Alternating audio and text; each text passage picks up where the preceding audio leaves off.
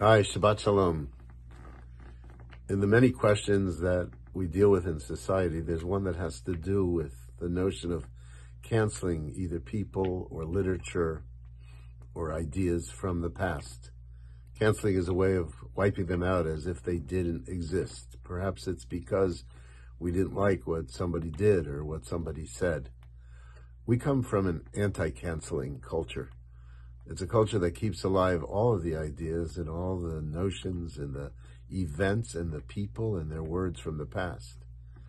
It doesn't mean that we agree with everything that took place in the past, but rather what it means is that we try to understand from the past. We understand the context of how things were said and what was going on in the world and what we can learn from it and perhaps what we do differently.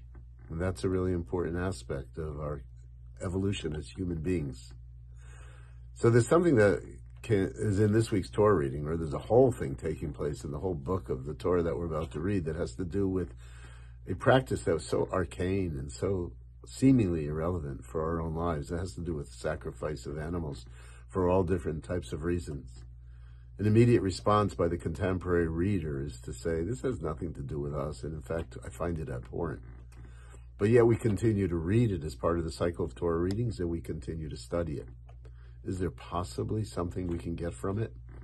Well, I think there's a number of different things, and as I get older, I find the fascination in reading these sections of the Torah continues to grow. But here's what I think one of the ideas is. The sacrifices that were brought because of deep feelings, very often primitive feelings, and sometimes very significant feelings that we all carry.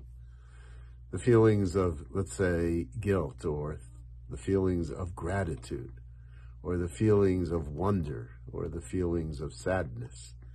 And the sacrifices that were brought then were sacrifices that enabled us to express things that were going on deep inside of us, to give a voice to them, and to ask for either forgiveness or to be able to express gratitude. So the sacrifices are, as I said, arcane. We don't do them anymore, but the feelings they represent are a part of us, and they need expression.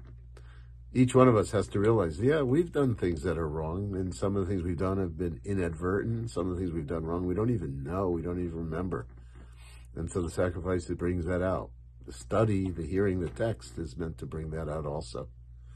We have a tradition of learning, and the learning is meant to lead us to action, greater understanding, and to be better people in this world. Shabbat Shalom. I look forward to speaking to you again next week. And I look forward to seeing you in synagogue this Shabbat. We have a very special guest, Dr. Daniel Hartman from the Hartman Institute in Jerusalem. We'll be talking about what's going on in Israel these days, and he's got a place of great insight. Shabbat Shalom.